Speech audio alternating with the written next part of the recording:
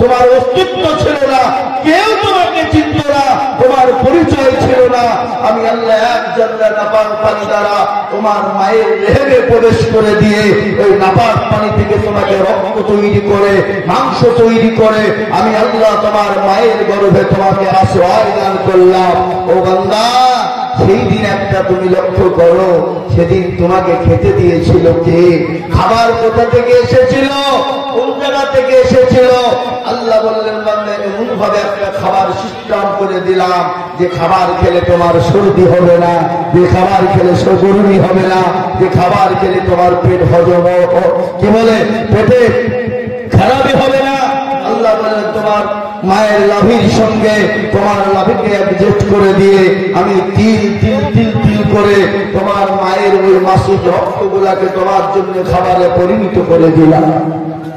বান্দা, নামাজ নদিন হয়ে গেল, দুনিয়ার জমিনে এলে একদিন দুদিন তিন দিনের ছেলে, তুমি ভাত খেতে পারবে না, রুটি খেতে পারবে না, আপেল খেতে পারবে না, বেদানা পারবে না, মুলুক্কা খেতে পারবে না, দামি দামি খাবার তুমি খেতে পারবে না। বান্দা, এমন একটা খাবার আমি তোমাকে দিলাম যে খাবার খেলে কোনদিন তোমার সর্দি গরমে হবে না। আল্লাহ বলেন, খাবারটা কি? আল্লাহ নাম দিয়ে বলে, বান্দা, তোমার মায়ের বুকের উপর 2খানা স্তন দিলাম, যখন তুমি মুখ লাগিয়ে দেবে তোমার জন্য এয়ার কন্ডিশন খাবার বেরিয়ে যাবে, না ঠান্ডা না গরম হবে। আমি আল্লাহ যদি ঠান্ডা করে দিতাম তাহলে তোমার কচি ললিটা পড়ে ছায় হয়ে যেত। আমি আল্লাহ যদি গরম করে দিতাম ও বান্দা, তাহলে তোমার কচি ললিটা পড়ে ছায় হয়ে যেত। আমি যদি ঠান্ডা করে দিতাম তাহলে তুমি 2-3 দিনের বাচ্চারে বান্দা তোমার বুকে কম জমে তুমি মারা যেতে পারো বান্দা। কিন্তু আমি এত দয়ালু রহমানুর, আমি এমন একটা খাবার দিলাম, খাবার খেলে তোমার সর্দি গরমি হবে না, ওষুধ কোনদিন তোমার হবে না, সেটা হলো তোমার মায়ের স্তনের দুধ। আল্লাহর নাম নিয়ে বলে, বান্দা শোনো, পৃথিবীর কোন ডাক্তার জানে না, পৃথিবীর কোন সার্জন জানে না, পৃথিবীর কোন দার্শনিক জানে না, পৃথিবীর কোন বৈজ্ঞানিক জানে না, আমি আল্লাহ তোমার মায়ের এক একটা স্তনের ভিতরে আমি কড়া করে ছিদ্র দিলাম। আমি আল্লাহ ছাড়া পৃথিবীর কেউ বলতে পারবে না। আল্লাহ বলে, বান্দা রে, তোমার মায়ের এক একটা স্তনের ভিতরে আমি একটা নয়, আমি 1000টাও করে ছিদ্র দিয়ে দিলাম। সুবহানাল্লাহ, সুবহানাল্লাহ। 1000টা ছিদ্র দিলাম। বান্দা, যখন তুমি মুখ লাগিয়ে দেবে তোমার জন্য এয়ার কন্ডিশনের খাবার বেরিয়ে যাবে, তোমার কোন রকম কোনো খেতে কোনো অসুবিধাই হবে না। আল্লাহ কত বড়। তারপরে যখন আমরা বড় হয়ে গেলাম, আস্তে আস্তে ভাত রুটি আপেল বেদানা নাশপাতি আঙ্গুর মুলুক্কা দাবি থেকে খাবার খেলাম, স্কুল গেলাম, কলেজে গেলাম, ভার্সিটিতে গেলাম, ডাক্তার মাস্টার ব্যবসায়িক পয়সাওয়ালা গাড়িওয়ালা বাড়িওয়ালা হয়ে গেলাম। তখন তোমাকে বলা হলো আল্লাহকে মেনে নাও, আল্লাহ এক, আল্লাহ অদ্বিতীয়, আল্লাহকে মেনে নাও। তখন বলে, কে আল্লাহ, কিসের আল্লাহ, কেমন আল্লাহ? এরকম লোক আছে না নাই? কথা বল না, আছে না নাই? আছে। আল্লাহ নাম দিয়ে বলে, শুনে নেবে মান মুখ হারাম। আমি আল্লাহ যদি তোর মায়ের গর্ভে থেকে তোর চোখ দুটো বন্ধ করে দিতাম, যদি হাত দুটো ন্যাংরা করে দিতাম, পা দুটো খোলা করে দিতাম, পৃথিবীর এমন কোন ডাক্তার ছিল না, পৃথিবীর এমন কোন সার্জন ছিল না যে তোর চোখ হাত নাক পা কানকে ফিরিয়ে দিতে পারে। ডাক্তার ওষুধ ভালো করে দিল আর বুকে বলে দিয়েছে, এমনি বলিনি ভাই, ফুক খেয়ে বলিনি, পয়সা খরচ করে বলেছি। আর যখন হয়ে যায় তুমি কিছু করার নেই, বলি কিছু আমি কি করবো। কিন্তু মায়ের গর্ভে থেকে যদি কারো অঙ্গ প্রত্যঙ্গ চলে যায়, পৃথিবীর এমন কোন ডাক্তার নাই যে অঙ্গ প্রত্যঙ্গ ফিরিয়ে দিতে কেউ। আজকে আমাদের আল্লাহ যে আমাদেরকে দুনিয়ার জমিনে বানালেন, তার ইবাদত ইবাদতের জন্য, সে ইবাদত থেকে আমরা দূরে সরে। কোরআন বলেছে ওমা খালাকতুল জিন্না ওয়াল ইনসা ইল্লা লিয়াবুদুন, আল্লাহ বলেন বান্দা আমি আমার বান্দাকে বানিয়েছি আমার ইবাদত বন্দেগী দ্বীন হুকুম মাহকামকে মানবে। কিন্তু এই দুনিয়ার বুকে এসে তারা দুনিয়া দুনিয়া দুনিয়া দুনিয়া দুনিয়া করে পাবো। ঠিক না বেঠি? আমরা আজকে দুনিয়া দুনিয়া করে পাবো কিনা? আমরা মরবো, এই চিন্তাধারা ভাবনা আমাদের ভিতরে কারো নেই। যদি আমাদের চিন্তাধারা ভাবনা থাকতো তাহলে দুনিয়ার জমিনে আমরা নামাজ ছেড়ে দিতাম না, কোরআন ছেড়ে দিতাম না। আর আমি তো প্রায় জায়গায় বলিব, আজকে আমাদের দেশের মানুষ 100-র মধ্যে কবার লোক নামাজ পড়ে না? কথা বলো 98%, 95 নয়, 98%, 98% লোক নামাজ পড়ে না। কপারসেন্ট পড়ে 2। এই 2%-এর ভিতরে 1% লোকের নামাজ কোন রকম হয়, আর 8% লোকের নামাজ হয় না। কিন্তু আপনি কি করে জানলেন? আমি বলছি কি করে জানলেন? 15 বছর 20 বছর ধরে নামাজ পড়ে, মাথা টুকছে, দাড়ি চুল সাদা হয়ে গেছে, কিন্তু আপনার হেড জানে তো দুরূদ শরীফ জানে না, দুরূদ শরীফ জানে না, তো দোয়া কুনুত জানে না, দোয়া মাসুরা জানে না, দোয়া সানা জানে না। ইন্না তাইনাকুম দেখা যায় দেখতে গিয়ে তার মধ্যেও 20টা ভুল। কি বলে? আমাদের দেশে একজন মারা গেছে, আল্লাহ তাকে জান্নাতবাসী করুন। মেলা বয়স দিনা আমরা যখন ছাত্র পড়তাম তখন বলছিলাম, চাচা আপনি একটু সানা বন্ধা দোয়াটা বলেন তো। হ্যাঁ বা বলবো। কখন? বলে জোহরের সময় বুঝল না, আসরে বুঝল না, মাগরিবে বুঝল না, এসাতে মাল দিল না, আবার ফজর ধরেছি বুঝি কি হবে? তো আমাকে বলতে হাবা কোন সানা, আলু সানা না ডাল সানা? বুঝতে পারলেন না আমার কথাটা? এ বাবজি, অথচ বহুত বয়স পেয়ে গেল, মারা গেল, ঠিক করে নামাজটাও জানতো না, নামাজ পড়তো নাম করা লোক।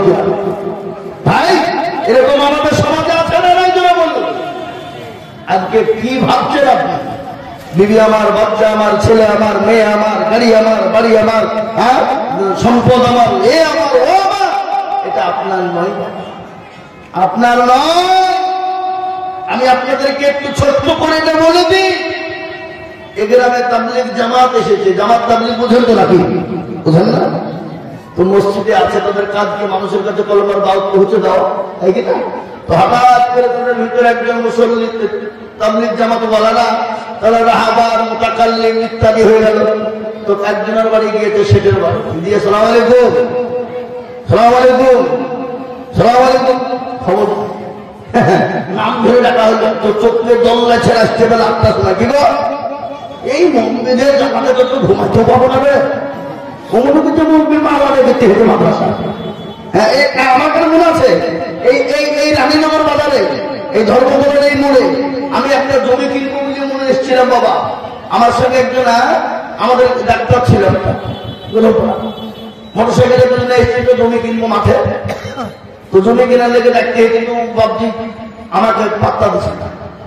ও মনে করছে মাল মনে করছে মনে মনে আদায় করতে এসেছে, বুঝলেন না? যাই তোমার আপাত বুঝে না আপনার পড়াশো আমার মেজাজ একবারে খারাপ হয়ে গেছে। এই ভদ্রলোক আল্লাহ পয়সা দিয়েছে, সম্পদ দিয়েছে, গাড়ি দিয়েছে, বাড়ি দিয়েছে বলে এত অহংকার কেন? তাহলে কেন? কি বাবা কি করলো?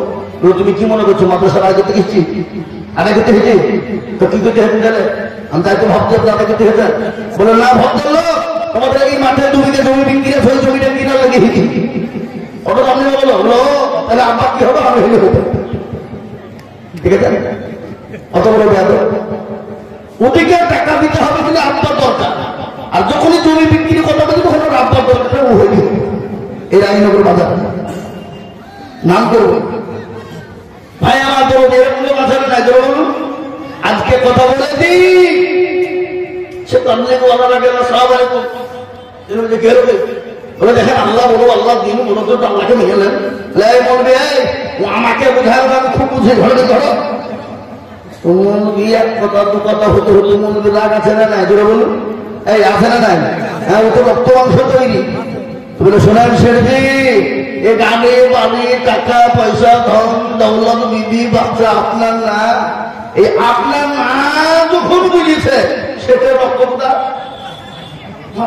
বলবে বিবি বাচ্চা গাড়ি বাড়ি ধন সম্পদ টাকা পয়সা আমাদের তো তোমার তোমার হয়নি বলে শোনো, তোমার যে না আমি মৌলবী যদি প্রমাণ করতে না পারি তাহলে আমি আর জীবনও মৌলবীগিরি করবো না। দেখো কাম তখন শেখ যখন মুছে বাদ দিয়ে বলছে মৌলবী যদি প্রমাণ করতে না পারি তোর 12টা রেখে। আজকের কিছু কিছু লোক আছে মৌলবীর দুশ্মন কি আছে না জোরে বলুন, মানে মৌলবী দেখলে তার গা জ্বলে, কিন্তু হারাপ কেউ জানে না যখন ওর বাপ মার তখন মৌলবীর কাছে কান্দ কি কথা বলছে না।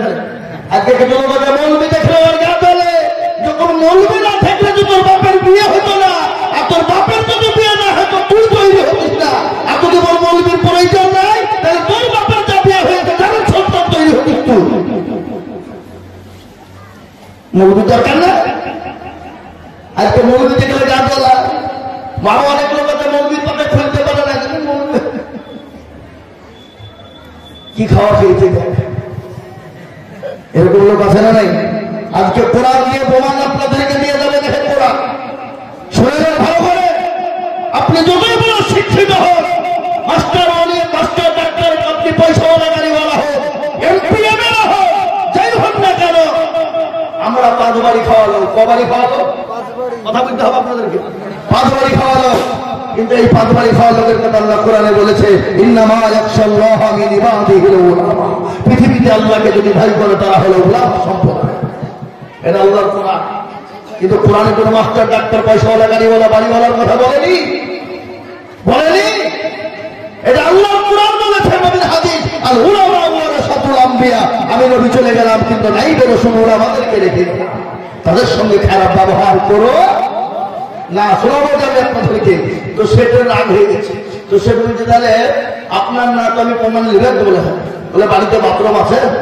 আচ্ছা সকালে যান? হ্যাঁ আপনি যাবেন না, বুঝতে পারলে বলে বদলায় থেকে পানি নিয়ে মাঠে জঙ্গলে বাগানে থেকে যেতে পারেন, ঠিক আছে আপনি বাথরুম করুন চাই না করুন, এখানটা চিড়ে রক্ত বের করবে, রক্ত বের করে দিয়েছে বাড়িতে বলবে ডাক্তার আমাকে সাপে কামড়েছে।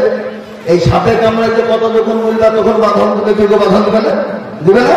বাঁধন যখন দিয়ে দেবে আপনি সাপলা ফেঁসিয়ে দেবেন।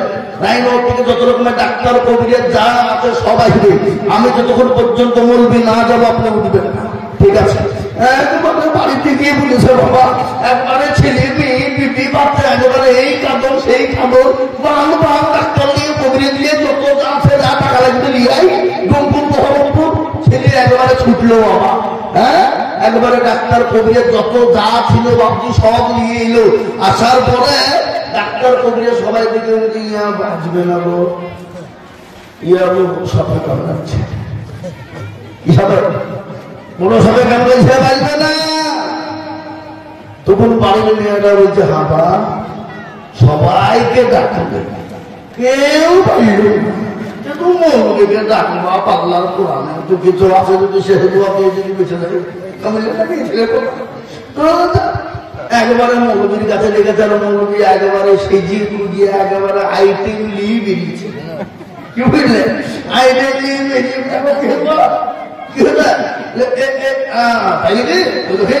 কাছে গিয়ে এরকম করে হাঁটু একটু সরকার এসে তো বাচ্চা বড় মুশকিল। হ্যাঁ তো এরকম করে হাতটা বলিয়ে দোয়াটা করে দিয়ে বলছি বাজিবে গো, কি বলি হ্যাঁ বাজিবে গো, এই বাজিবে গো যখন বুঝেছে বা আরে আপনারা দৌড়তে দৌড়তে কান্দতে কান্দতে হুজুর আল্লাহ দেখেন সাপে কামড়াইলো আমাকে দেখতে পেল, আমি তো ভালো লাগলে যে হুজুর আমার স্বামীকে বাঁচাতে হবে।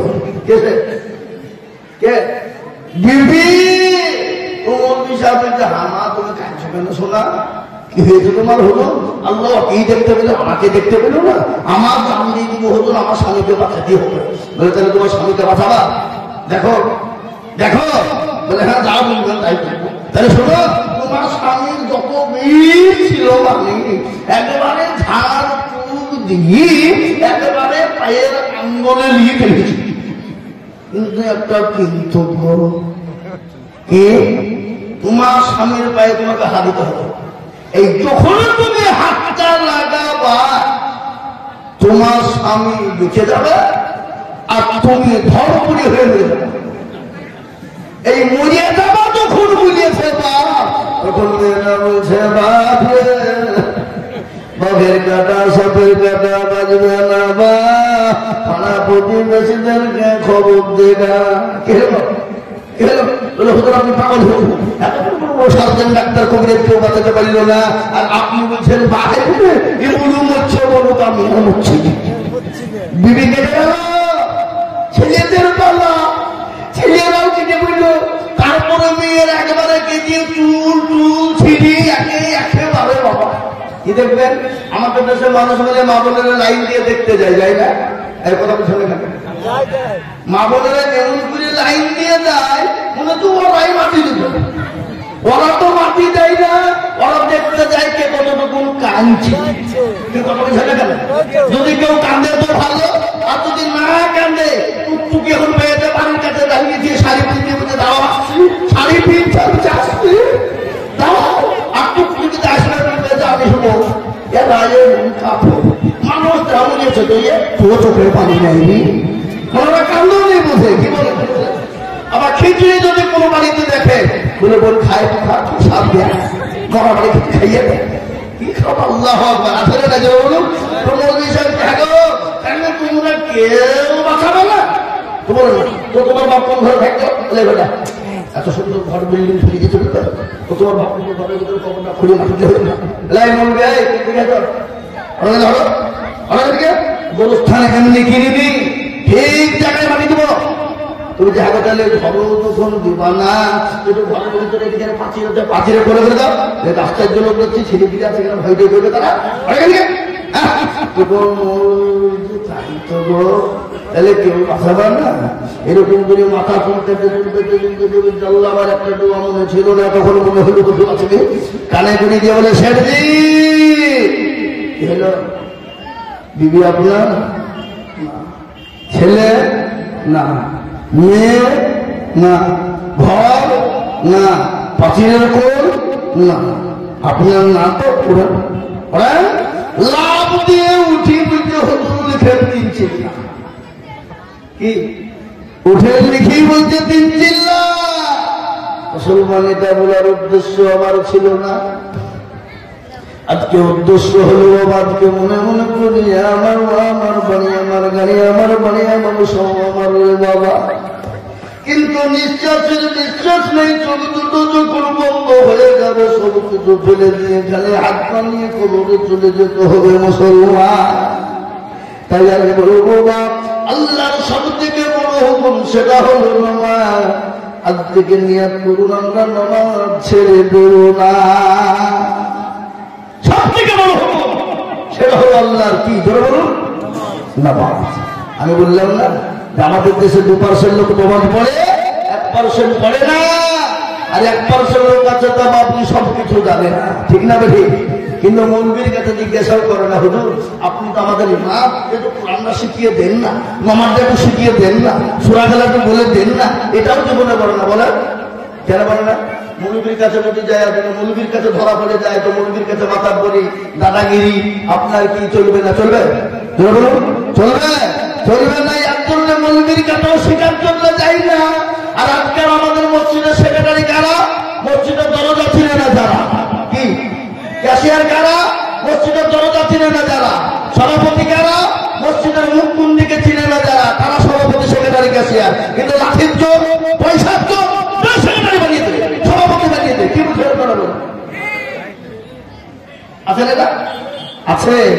আর আমাদের দেশের মৌলবী সাহেবরা ইমাম সাহেবরা এরাও জীবনে কোনোদিন কোনো মুসল্লিকে বলে না চাচা আমি তো আপনাদের মুসল্লি, একটু আসেন আপনাদেরকে কোরআন শিখিয়ে দিই, নামাজ শিখিয়ে দিই, এরাও জীবনে বলে না। বলো ইমামরা কেন বলে না? কারণ যে তো 4000 টাকা বেতন দিচ্ছে তো তোমাকে কোরআন শিখাতে হবে। তোমাদের ভাগ্য ভালো যেমন রজু করে নামাজ পড়া, বেশি পাইকারা করবো তো বিনা অজুতে নামাজ চালিয়ে দেবো, সারা তো নামাজ হইলি বা বিনা হইলি বুঝতে পারলেন না কথা না? বিনা অজুতে নামাজ চালিয়ে দেবো, সারা দিনের মাথাটা 3 টাকা সালাম আলাইকুম সালাম আলাইকুম। এখন ভুল হলে ভুল হবেই তো। মাস শেষ, সবজির দোকানে 2000, মুদিখানার দোকানে 2000, আর ডাক্তারের দোকানে 2000, কাপড়ের দোকানে 2000, ছেলে বিয়ে পড়তে প্রাইভেটে লাগবে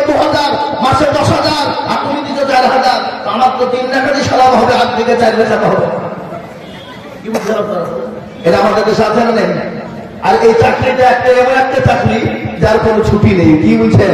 যদি 1 দিন 2 দিন 3 দিন হয়ে যায়, সভাপতি বলতে কিভাবে অন্য বলতে দেখবো নাকি? তাই তো রে, অন্য বলতে যদি দেখবো যে পছন্দ সেটা পাবো না। আমাদের দেশের অবস্থা এটা কি? আমরা আপনাকে বলে যে আমি আইন বলে দিয়ে যাচ্ছি, আজকে কুমড়া বসে বলছি না, গোটা পশ্চিমবঙ্গের মাটিতে আসাম, ত্রিপুরা, মেঘালয়, মণিপুর, উড়িষ্যা, বিহার, ঝাড়খণ্ড পর্যন্ত বলে দিয়েছি, ইমামের বেতন যদি ঠিক মতন যদি না হয়, 1 বেটার নামাজ ইমামের পিছনে হবে না, হবে না, হবে না, হবে না। ইঞ্জিন দেখেছেন আপনারা? ট্রেনের ইঞ্জিনের বগি যদি গড়বড় হয়ে যায়, পেছনের বগিগুলো একটাও চলবে না। ইমাম যদি গড়বড় হয়ে যায়, ইমাম যদি খুশি না হয়, ইমাম যদি আপনার খুশি না হয়, সেই ইমামের পিছনে একজন মুসল্লির নামাজ হবে না। কি হবে? মার্বেল দিয়ে মসজিদ বানাবে। গত বছরে এই কয়েকদিন আগে নদীয়া জিজ্ঞেসা করলেন একজনকে, বলে হলো আপনি ইমামতি কতদিন ধরে করেন? বলে 38 বছর ধরে। বেতন কত? 4,500 4,500 টাকা বেতন। আমি মনে মনে তো ছাড়লা, ইমামতি 38 বছর ধরে ইমামতি করতে 4,500 টাকা বেতন, নিজেদের ঢুকে তুলতে ছিল কথা বলে। এটা আমাদের সাথে না নেই? এই চাকরিটা কোন চাকরি? এটা স্কুলে যারা পড়ায় তাদের ছুটি আছে না নাই? তাদের তো পুরো লকডাউনে বসে বসে মাল নিয়েছে। কি বুঝছেন আপনারা? নিয়েছে না? ওটা তো ওদের হারাম নাই, ওটা হারাম বসে বসে দিতে। কিন্তু ইমাম কিন্তু ছুটি ছিল না, লকডাউনে ছুটি আপনারা